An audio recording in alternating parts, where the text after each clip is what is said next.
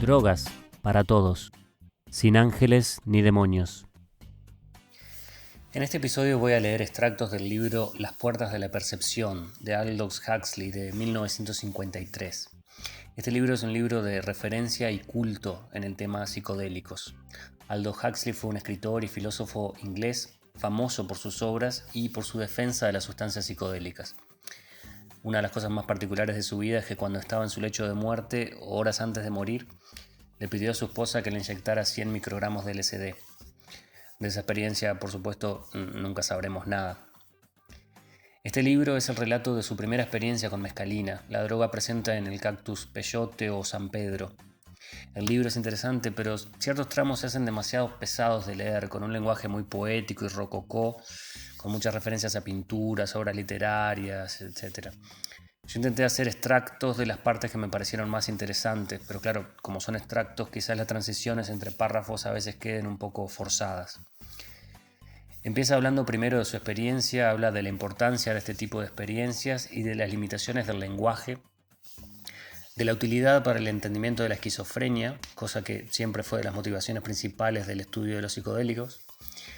Habla del valor de estas sustancias para la sociedad y la religión, y también una parte que me resultó muy interesante de la comparación con el alcohol y el tabaco. También habla de cómo, por más que su experiencia fue positiva, puede ver que definitivamente no es para cualquiera. Por más que todo el texto es una alabanza a la mescalina, claramente, también deja sus recaudos, sus limitaciones y precauciones en varias partes del relato. Espero que les guste y disculpen que la edición de audio ha sido mínima, la calidad no es la mejor, en algunos momentos quizás me falla la lectura, etc. Pero bueno, espero que lo disfruten. Fue en 1886 cuando el farmacólogo alemán Ludwig Lewin publicó el primer estudio sistemático del cactus, al que se dio luego el nombre del propio investigador, Anhelonium lewini, nuevo para la ciencia. Para la religión primitiva y los indios de México y del sudeste de los Estados Unidos, era un amigo de tiempo inmemorial. Era en realidad mucho más que un amigo. Según uno de los primeros visitantes españoles del Nuevo Mundo, esos indios comen una raíz que llaman peyote y a la que veneran como a una deidad. Hace 2 o 3 años se observó un hecho nuevo y tal vez muy significativo. En realidad era un hecho que había estado a la vista de todos desde hacía varias décadas. Sin embargo, fuera como fuera, nadie lo advirtió hasta que un joven psiquiatra inglés que actualmente trabaja en Canadá se fijó en la estrecha semejanza que existe en composición química entre la mescalina y la adrenalina. Ulteriores investigaciones revelaron que el ácido lisérgico, un alucinógeno muy poderoso que se obtiene del cornozuelo del centeno, tiene con ambas una relación bioquímica estructural. Luego vino el descubrimiento de que el adrenocromo, que es un producto de la descomposición de la adrenalina, puede producir muchos de los síntomas observados en la intoxicación con mescalina. Pero el adrenocromo se produce probablemente de modo espontáneo en el cuerpo humano. En otros términos, cada uno de nosotros es capaz de producir una sustancia química de la que se sabe que, aún administrada en dosis diminutas, causa profundos cambios en la conciencia. Algunos de estos cambios son análogos a los que se manifiestan en la plaga más característica del siglo XX, la esquizofrenia. ¿Es que el desorden mental tiene por causa un desorden químico? ¿Y el desorden químico se debe a su vez a angustias psicológicas que afectan a las suprarrenales? Vivimos juntos y actuamos y reaccionamos los unos sobre los otros, pero siempre, en todas las circunstancias, estamos solos. Los mártires entran en el circo tomados de la mano, pero son crucificados aisladamente. Abrazados, los amantes tratan desesperadamente de fusionar sus aislados éxtasis en una sola autotrascendencia, pero es en vano.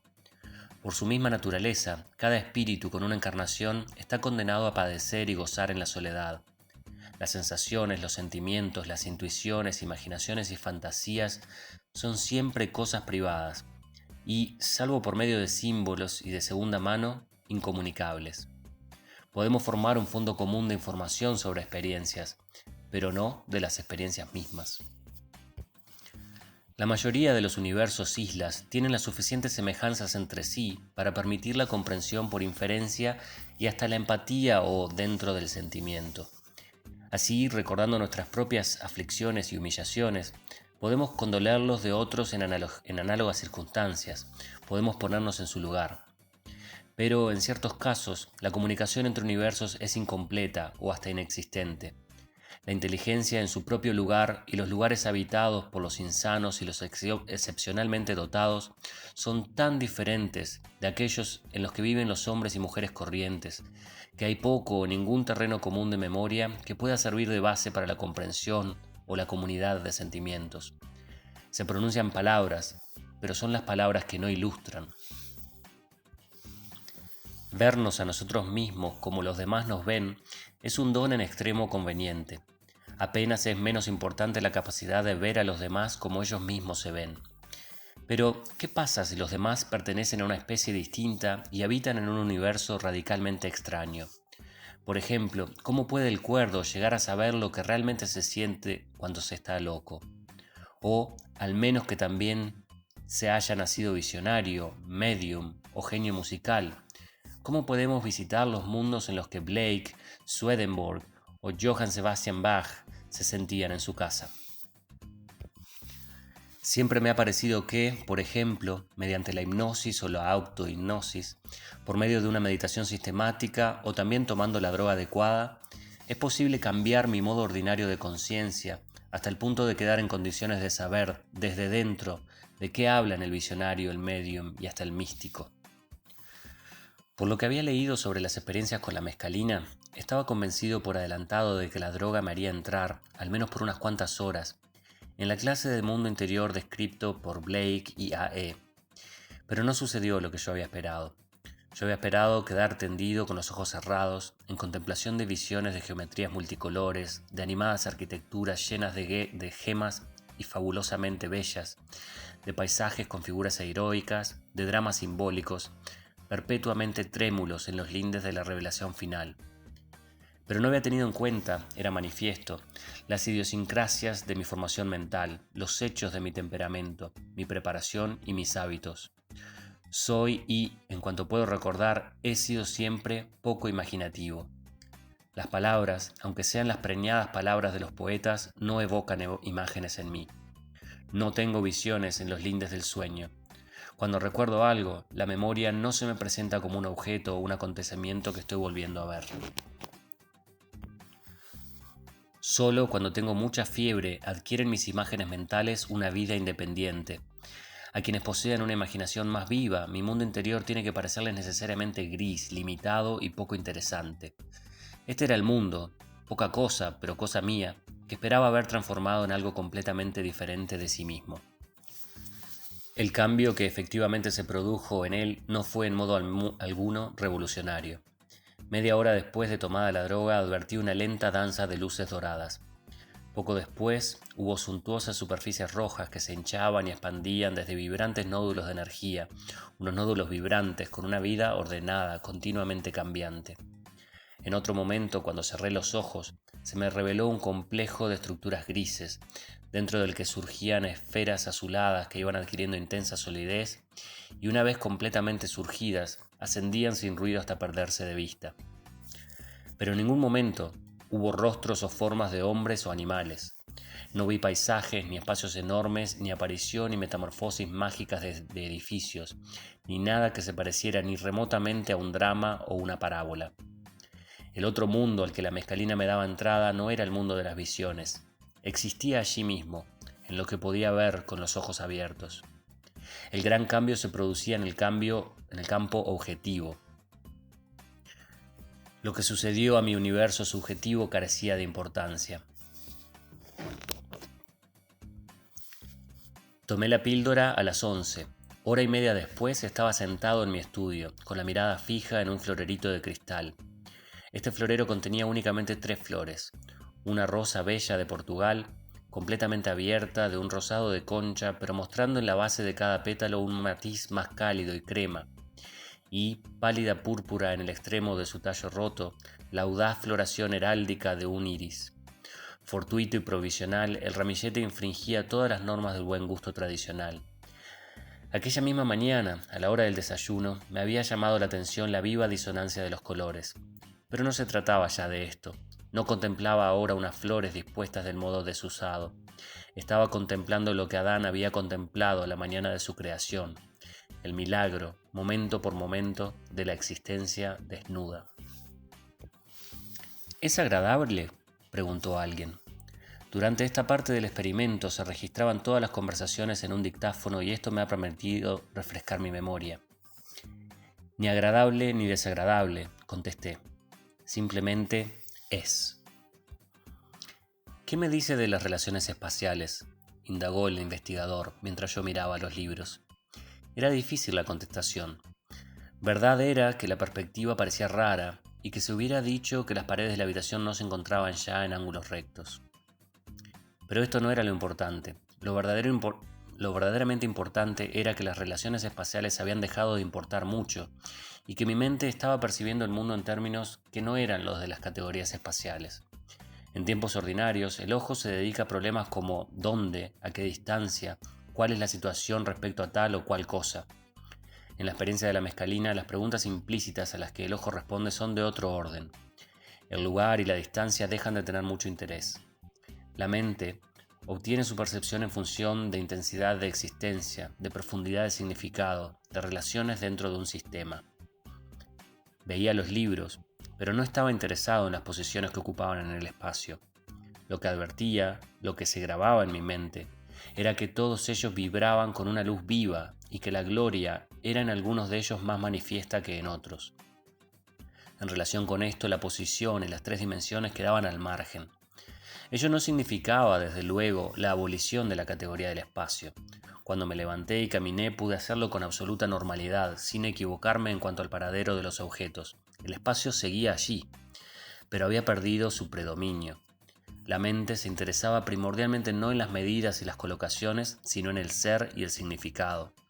Y junto a la indiferencia por el espacio, había una indiferencia igualmente completa por el tiempo. Se diría que hay tiempo de sobra.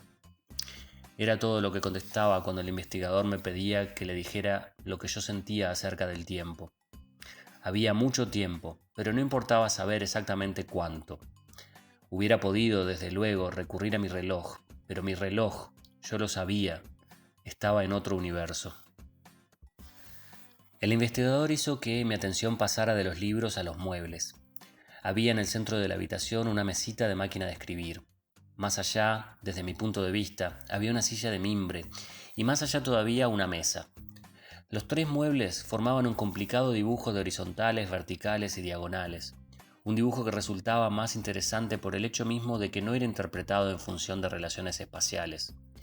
Mesita, silla y mesa se unían en una composición que parecía alguna pintura de Break o Juan Luis, una naturaleza muerta que, según se advertía, se relacionaba con el mundo objetivo, pero expresándolo sin profundidad, sin ningún afán de realismo fotográfico. Yo miraba mis muebles, no como el utilitario que ha de sentarse en sillas y escribir o trabajar en mesas, no como el operador cinematográfico o el observador científico, sino como el puro esteta que solo se interesaba en las formas y en sus relaciones con el campo de visión o el espacio del cuadrado. Pero, mientras miraba, esta vista puramente estética de cubista fue reemplazada por lo que solo se puede describir como la visión sacramental de la realidad. Estaba de regreso donde había estado al mirar las flores, de regreso en el mundo donde todo brillaba con la luz interior y que era infinito en su significado. Las patas de la silla, por ejemplo, qué maravillosamente tubulares eran, qué sobrenaturalmente pulidas. Pasé varios minutos, o fueron siglos, no en mera contemplación de estas patas de bambú, sino realmente siendo ellas, o mejor dicho, siendo yo mismo en ellas, o todavía con más precisión, pues yo no intervenía en el asunto, como tampoco en cierto modo ellas, siendo mi no mismo en el no misma que era la silla. La función del cerebro y del sistema nervioso es protegernos, impedir que quedemos abrumados y confundidos por esta masa de conocimiento en gran parte inútiles y sin importancia, dejando fuera la mayor parte de lo que de otro modo percibiríamos o recordaríamos en cualquier momento y admitiendo únicamente la muy reducida y especial selección que tiene probabilidades de sernos prácticamente útil. Conforme a esta teoría, cada uno de nosotros es potencialmente inteligencia libre. Pero, en la medida en que somos animales, lo que nos importa es sobrevivir a toda costa, Para que la supervivencia biológica sea posible, la inteligencia libre tiene que ser regulada mediante la válvula reducidora del cerebro y del sistema nervioso. Lo que sale por el otro extremo del conducto es un insignificante hilillo de esa clase de conciencia que nos ayudará a seguir con vida en la superficie de este planeta.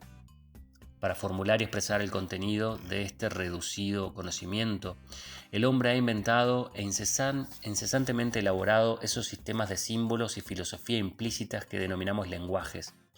Cada individuo se convierte enseguida en el beneficiario y la víctima de la tradición lingüística en la que ha nacido.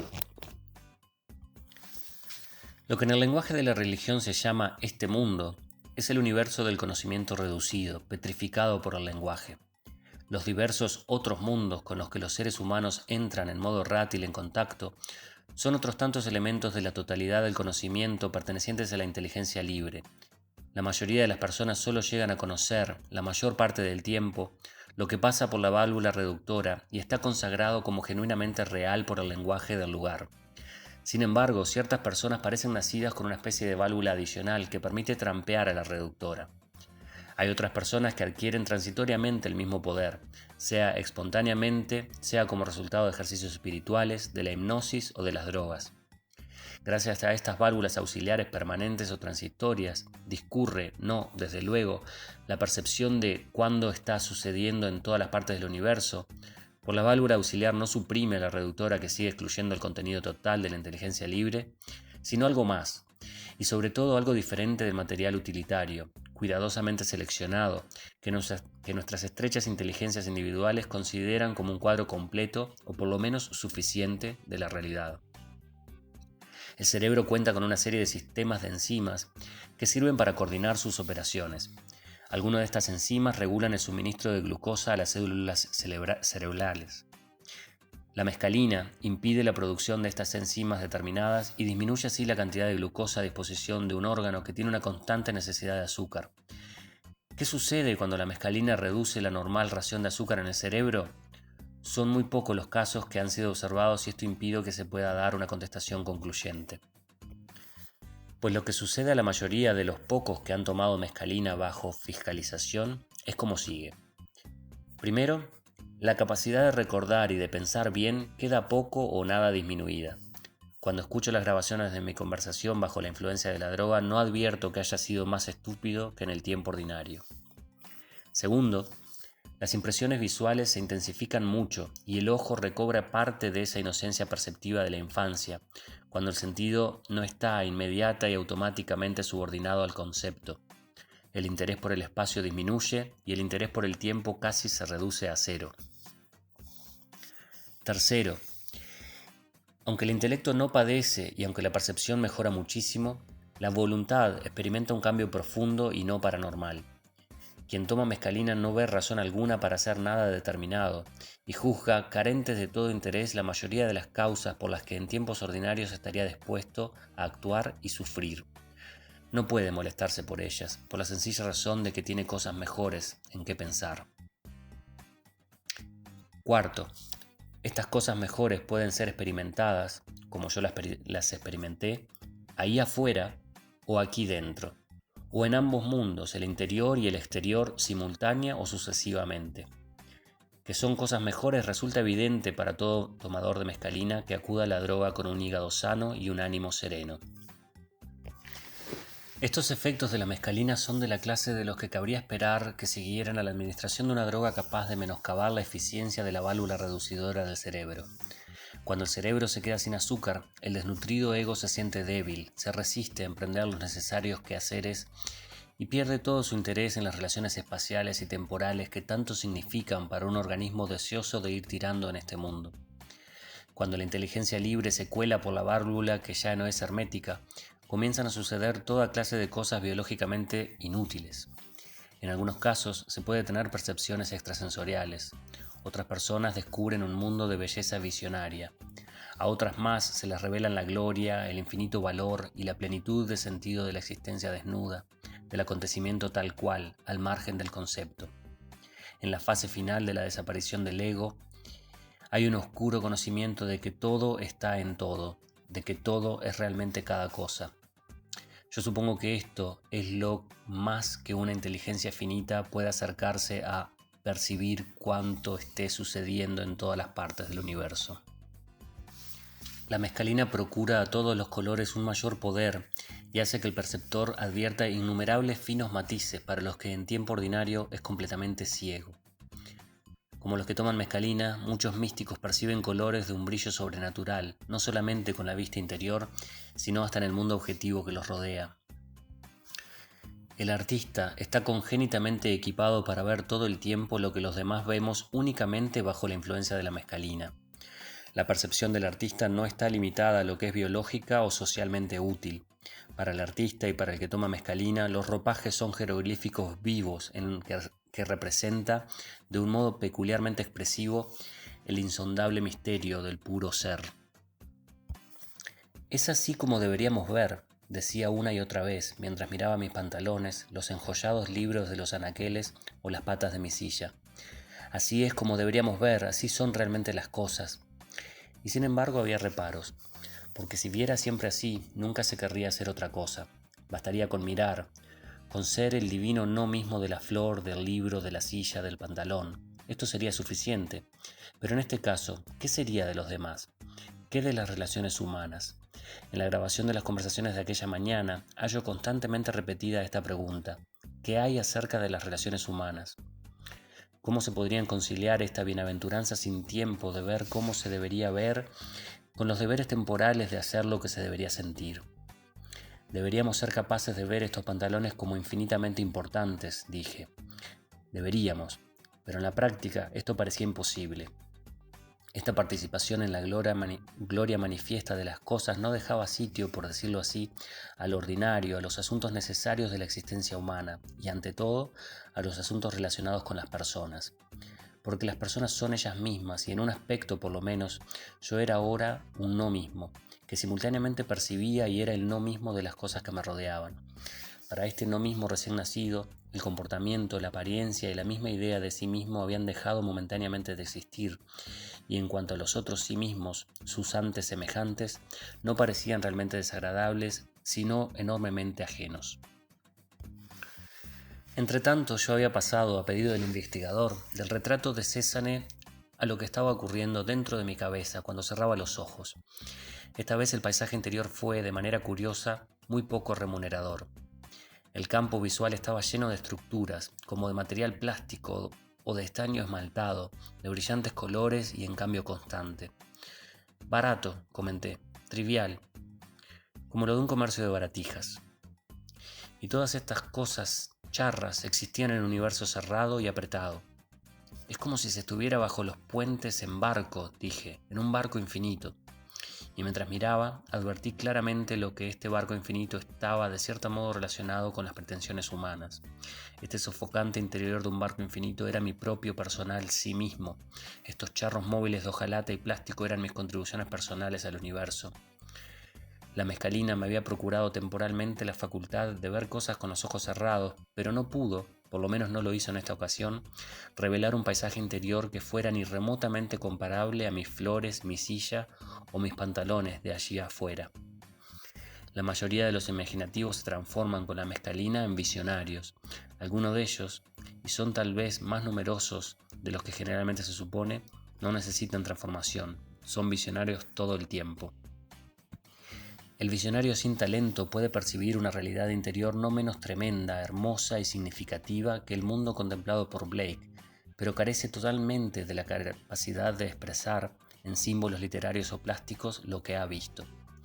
Resulta manifiesto de las constancias religiosas y de los monumentos sobrevivientes de la poesía y las artes plásticas que, en la mayoría de los tiempos y lugares, los hombres han atribuido más importancia al paisaje interior que a las experiencias objetivas y han atribuido a lo que veían con los ojos cerrados una significación espiritualmente más alta que a lo que veían con sus ojos abiertos. ¿La razón? La familiaridad engendra el desdén, y el cómo sobrevivir es un problema cuya urgencia va de lo crónicamente tedioso al auténtico tormento. El mundo exterior es aquello a los que nos despertamos cada mañana de nuestras vidas. Es el lugar donde, nos guste o no, tenemos que esforzarnos por vivir. En el mundo interior no hay, en cambio, ni trabajo ni monotonía. lo visitamos únicamente en sueños o en la meditación, y su maravilla es tal que nunca encontramos el mismo mundo en dos sucesivas ocasiones. ¿Cómo puede extrañar entonces que los seres humanos, en su busca de lo divino, hayan preferido generalmente mirar hacia adentro? Y ahora alguien trajo un fonógrafo y puso un disco en la placa giratoria. Escuché con placer, pero no experimenté nada comparable a las apocalipsis de flores y franelas que había visto. ¿Podrá oír un músico naturalmente dotado las revelaciones que fueran para mí exclusivamente visuales? Sería interesante hacer el experimento.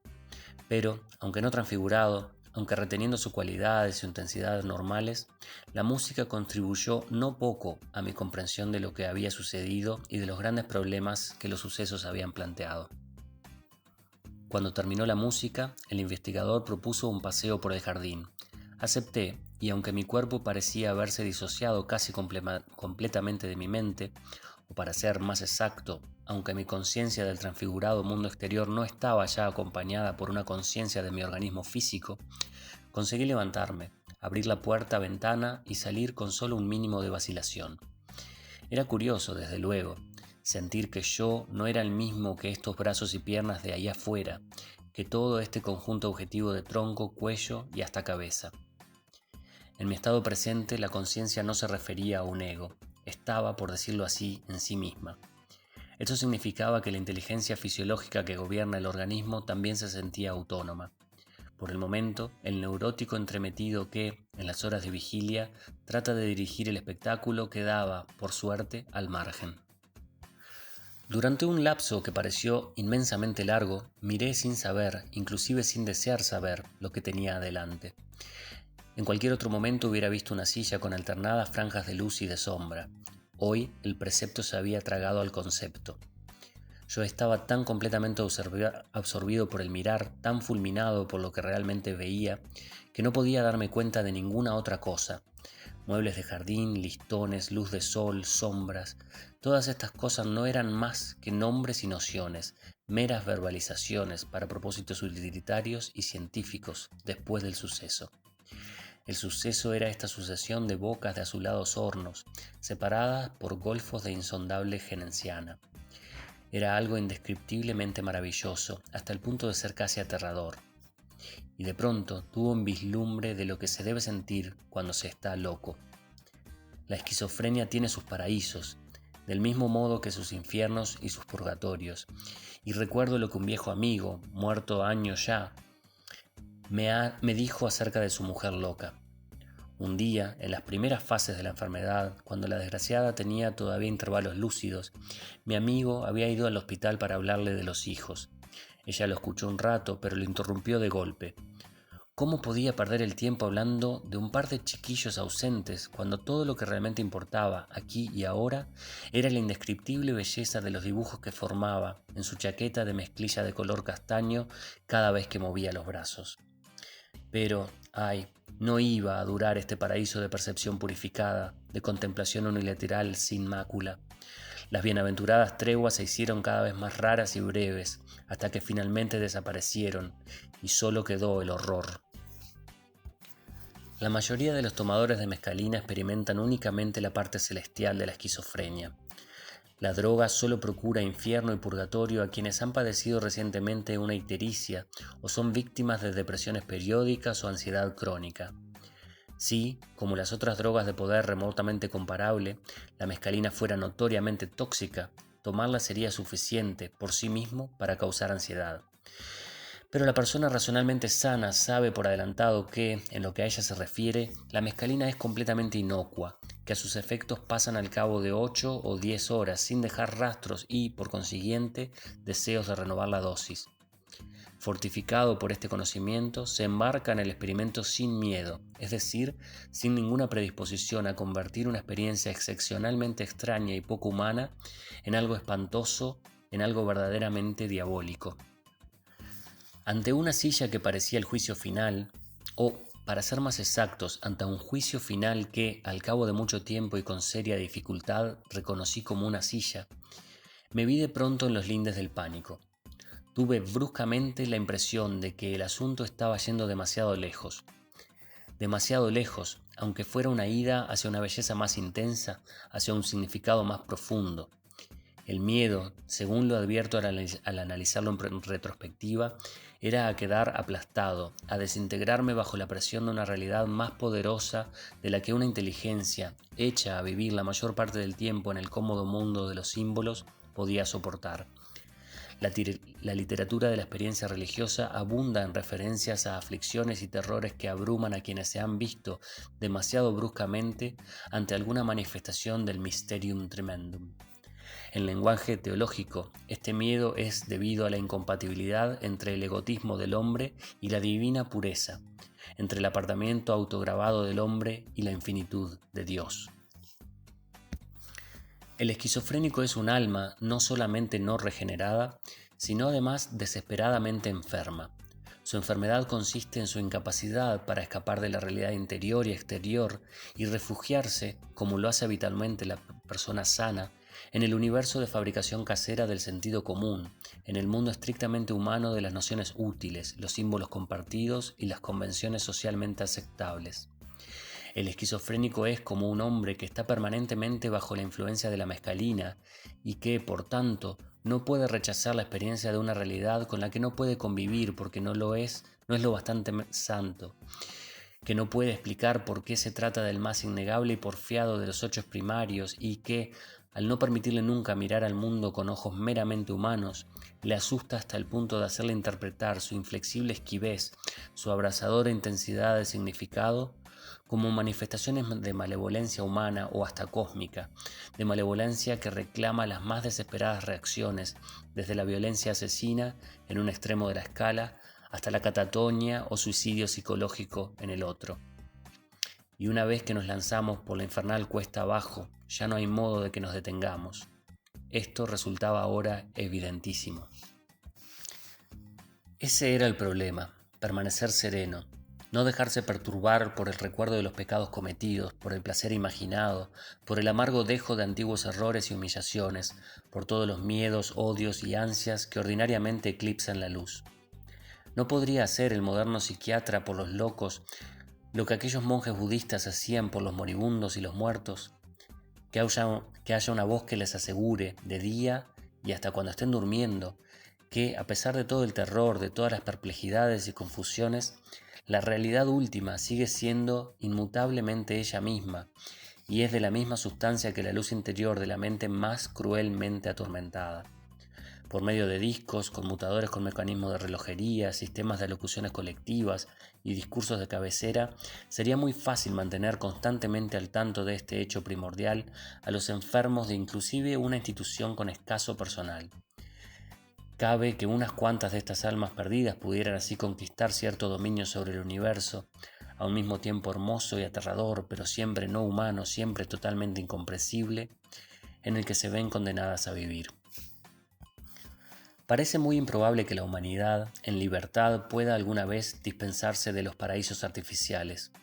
La mayoría de los hombres y mujeres llevan vidas tan penosas en el peor de los casos y tan monótonas, pobres y limitadas en el mejor, que el afán de escapar, el ansia de trascender de sí mismo, aunque solo sea por breves momentos, es y ha sido siempre uno de los principales apetitos del alma. El arte y la religión, los carnavales y las saturnales, el baile y el escuchar la oratoria son cosas que han servido, para emplear la frase de H.G. Wells, de puertas en el muro. Y para el uso privado y cotidiano siempre han habido los tóxicos químicos, los sedantes y narcóticos vegetales, los eufóricos que crecen en los árboles y los alucinógenos que maduran en las bayas o pueden ser exprimidos de las raíces, han sido conocidos y utilizados sistemáticamente, todos sin excepción, por los seres humanos desde tiempo inmemorial. Y a estos modificadores naturales de la conciencia, la ciencia moderna ha añadido su cuota de sintéticos, por ejemplo el cloral, la benzedrina, los bromuros y los barbitúricos. La mayoría de estos modificadores de conciencia no pueden ser tomados actualmente si no es por orden del médico o ilegalmente y con grave riesgo. Occidente solo permite el uso sin trabas del alcohol y del tabaco. Las demás puertas químicas en el muro se califican de tóxicos y quienes las toman sin autorización son viciosos. Gastamos actualmente en bebidas y tabaco más de lo que gastamos en educación. Esto, desde luego, no es sorprendente. El afán de escapar de sí mismo y del ambiente se halla en la mayoría de nosotros casi todo el tiempo. El deseo de hacer algo por los niños es fuerte únicamente en los padres y solo durante los pocos años en que sus hijos van a la escuela. Tampoco puede sorprender la actitud corriente frente al alcohol y el tabaco. A pesar del creciente ejército de los alcohólicos sin remedio, a pesar de los cientos de miles de personas muertas o incapacitadas cada año por conductores borrachos, los comediantes siguen haciéndonos reír con sus bromas acerca de los aficionados a empinar el codo. Y a pesar de las pruebas que relacionan el cigarrillo con el cáncer de pulmón, prácticamente apenas hay personas que no consideren que el fumar es casi tan normal como el comer. Desde el punto de vista del racionalista utilitario, esto puede parecer extraño. Para el historiador es exactamente lo que cabía esperar. La firme convicción de la realidad material del infierno nunca impidió a los cristianos medievales hacer lo que su ambición, su lujuria o su codicia les reclamaba. El cáncer del pulmón, los accidentes de tránsito y los millones de alcohólicos miserables y transmisores de miseria son hechos todavía más ciertos de lo que era en tiempo de Dante el hecho del infierno. Pero todos ellos son hechos remotos o insustanciales al lado del hecho próximo y muy sentido del ansia, aquí, ahora, de un alivio, de un sedante, de un trago o un cigarrillo. Nuestra es la edad, entre otras cosas, del automóvil y de la población en impresionante aumento. El alcohol es incompatible con la seguridad en las carreteras y su producción, como la del tabaco, condena a virtual esterilidad a millones de hectáreas del suelo más fértil. Los problemas planteados por el alcohol y el tabaco no pueden ser resueltos, sobra decirlo, por la prohibición. El afán universal y permanente de autotrascendencia no puede ser abolido cerrando de golpe las más populares puertas del muro. La única acción razonable es abrir puertas mejores, con la esperanza de que hombres y mujeres cambien sus viejas malas costumbres por hábitos nuevos y menos dañosos. Algunas de estas puertas mejores podrán ser de naturaleza social y tecnológica, otras religiosas o psicológicas, y otras más dietéticas, educativas o atléticas. Pero subsistirá indudablemente la necesidad de tomarse frecuentes vacaciones químicas del intolerable sí mismo y del repulsivo ambiente. Lo que hace falta es una nueva droga que alivie y consuele a nuestra doliente especie, sin hacer a la larga más daño del bien que hace a la corta. Una droga así tiene que ser poderosa en muy pequeñas dosis y sintetizable. Si no posee estas cualidades, su producción, como la del vino, la cerveza, los licores y el tabaco, dificultará el cultivo de los alimentos y fibras indispensables. Debe ser menos tóxica que el opio o la cocaína, tener menos probabilidades que el alcohol o los barbitúricos de producir consecuencias sociales desagradables y hacer menos daño al corazón y los pulmones que los alquitranes y la nicotina del tabaco. Y en el lado positivo, debe producir cambios en la conciencia que sean más interesantes e intrínsecamente valiosos que el mero alivio o la mera insomniación, que ilusiones de omnipotencia o escapes a la inhibición. Para la mayoría, la mescalina es casi completamente inocua. En contraste con el alcohol, no lleva a quien la toma a esa especie de acción sin trabas que se traduce en riñas, crímenes de violencia y accidentes de tránsito. Un hombre bajo la influencia de la mescalina se dedica tranquilamente a sus propios asuntos.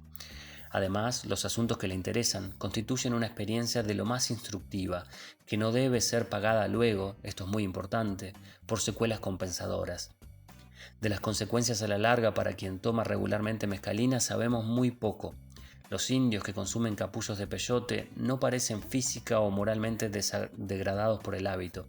Sin embargo, las pruebas de que disponemos son escasas e incompletas.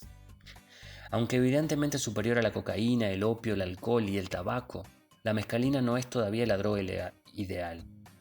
Junto a la felizmente transfigurada mayoría de tomadores de mescalina, hay una minoría para la que la droga representa únicamente un infierno o un purgatorio.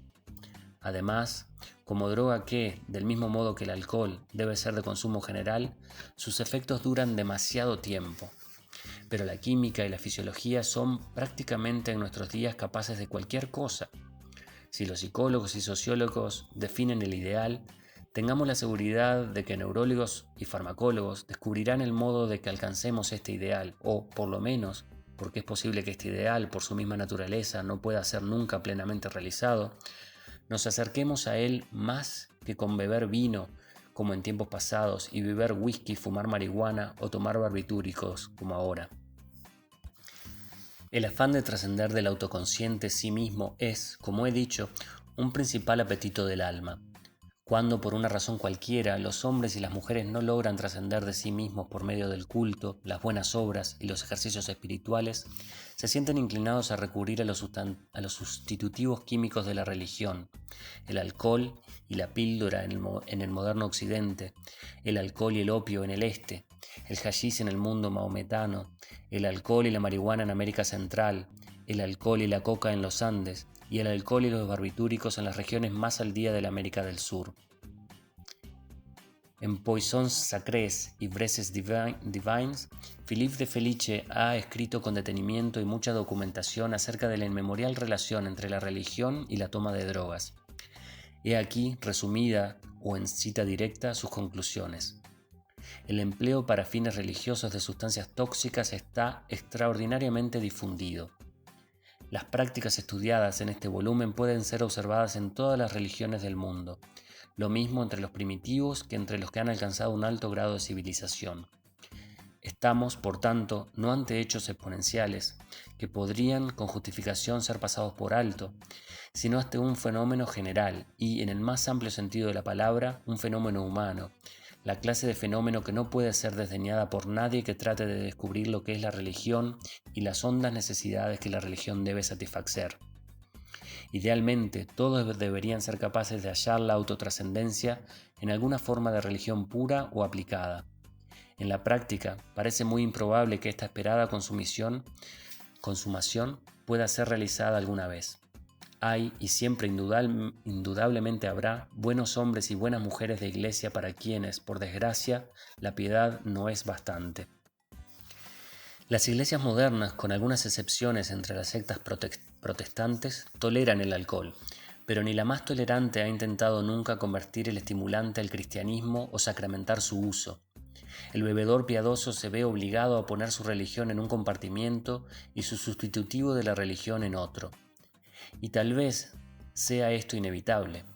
El beber no puede ser sacramentado, salvo en religiones que no dan valor al decoro. El culto de Dionisios o del dios celta de la cerveza era cosa grosera y desordenada. Los ritos del cristianismo son incompatibles hasta con la embriaguez religiosa. Esto no daña a los viñateros y licoristas, pero es muy malo para el cristianismo. Son innumerables las personas que desean la autotrascendencia y que se alegrarían de encontrarla en la iglesia. Pero, ay, las hambrientas ovejas levantan la vista y no son alimentadas. Participan en los ritos, escuchan los sermones y repiten las oraciones, pero su sed queda sin satisfacer. Decepcionadas, se vuelven hacia la botella. Vemos, pues, que el cristianismo y el alcohol no se mezclan ni pueden mezclarse. El cristianismo y la mezcalina parecen mucho más compatibles. Esto ha sido demostrado por muchas tribus de indios, desde Texas hasta tan al norte como Wisconsin. Entre estas tribus hay grupos afiliados a la Iglesia Norteamericana Indígena, una secta cuyo rito principal es una especie de ágape o fiesta de amor al estilo de los primeros cristianos, donde las rodajas de peyote ocupan el lugar del pan y el vino sacramentales. Estos indígenas norteamericanos consideran al cactus un don especial de Dios a los indios y a sus efectos una equivalencia de la obra del Divino Espíritu. Un árbol con frutos tan satisfactorios no puede ser condenado a la ligera. Al sacramentar el uso del peyote, los indios de la Iglesia Norteamericana Indígena han hecho una cosa que es psicológicamente acertada e históricamente respetable. En los primeros siglos del cristianismo fueron bautizados muchos ritos y fiestas paganos, es decir, se los puso al servicio de la Iglesia. Estos jolgorios no resultaban muy edificantes, pero calmaban una especie de hambre psicológica y, en lugar de empeñarse en suprimirlos, los primeros misioneros tuvieron el buen acuerdo de aceptarlos como lo que eran, expresiones gratas al alma de impulsos fundamentales, y de incorporarlos a la contextura de la nueva religión. No soy tan insensato que equipare lo que sucede bajo la influencia de la mescalina o de cualquier otra droga, preparada ya o que se prepare en lo futuro, con la realización del fin último y definitivo de la vida humana, el esclarecimiento, la visión beatífica. Yo me limito a decir que la experiencia con la mescalina es lo que los teólogos católicos llaman una gracia gratuita, no necesaria para la salvación, pero que puede ayudar a ella y debe ser aceptada con agradecimiento, si es que llegamos a recibirla. Ser arrancados de raíz de la percepción ordinaria y ver durante unas horas sin tiempo el mundo exterior e interior, no como aparece a un animal obsesionado por la supervivencia o a un ser humano obsesionado por palabras y nociones, sino como es percibido directa e incondicionalmente por la inteligencia libre. Es una experiencia de inestimable valor para cualquiera y especialmente para el intelectual. A mí, personalmente, me gustaría renunciar totalmente a la palabra y, como la naturaleza orgánica, comunicar cuando tenga que decir por medio de dibujos. Esa higuera, esa lombriz, ese capullo en el alféizar de mi ventana, a la serena espera de su futuro, son firmas trascendentales. Una persona capaz de descifrar bien su significado podría dispensarse totalmente de la palabra escrita o hablada. Cuanto más pienso en ello, más me convenzo de que hay algo inútil, mediocre y hasta, siento la tentación de decirlo, afectado en la palabra. En cambio, ¿cómo impresiona la gravedad y el silencio de la naturaleza cuando se está cara a cara con ella, sin nada que nos distraiga, ante unas desnudas alturas o la desolación de unos viejos montes? No podremos nunca eximirnos del lenguaje o de los otros sistemas de símbolos, porque es gracias a ellos, solamente a ellos, como hemos podido elevarnos por encima de los brutos, al nivel de los seres humanos. Pero, así como somos sus beneficiarios, podemos también muy fácilmente convertirnos en sus víctimas. Debemos aprender a manejar con eficacia las palabras, pero al mismo tiempo debemos preservar y, en caso necesario, intensificar nuestra capacidad para mirar al mundo directamente y no a través del medio semiopaco de los conceptos, que deforman cualquier hecho determinado dentro de la semejanza familiar de alguna etiqueta genérica o alguna abstracción explicativa. Literaria o científica, liberal o especializada, toda nuestra educación es predominantemente verbal y en consecuencia no cumple la función que teóricamente se le asigna. En lugar de transformar a los niños en adultos plenamente desarrollados, produce estudiantes de ciencias naturales que nada saben de la naturaleza como hecho primordial de la experiencia e impone al mundo estudiantes de humanidades que nada saben de humanidad, ni de la suya ni de la ajena. En un mundo donde la educación es predominantemente verbal, las personas muy cultas encuentran casi imposible dedicar una seria atención a lo que no sea palabras y nociones. Siempre hay dinero y doctorados para la culta necedad de lo que constituye entre los eruditos el problema más importante. ¿Quién influyó en quién para decir tal o cual cosa en tal o cual ocasión? Pero si se trata de averiguar cómo usted y yo, nuestros hijos y nuestros nietos, podemos hacernos más perceptivos, más intensamente conscientes de la realidad interior y exterior, más abiertos al espíritu, menos propensos a caer por nuestros vicios psicológicos, físicamente enfermos y más capaces de regular nuestro propio sistema nervioso, si se trata de cualquier forma de educación verbal que sea más fundamental que la gimnasia sueca, ninguna persona respetable ni ninguna universidad o religión que se respete hará absolutamente nada. Los verbalistas temen a los no verbales, los racionalistas temen al hecho concreto no racional. Los intelectuales entienden que lo que percibimos con el ojo o de cualquier otro modo nos es extraño como tal y no debe impresionarnos mucho. Además, este asunto de la educación en las humanidades no verbales no encaja en ninguno de los casilleros establecidos. No es religión, ni es neurología, ni es gimnasia, ni es moral, ni es civismo, ni es psicología experimental.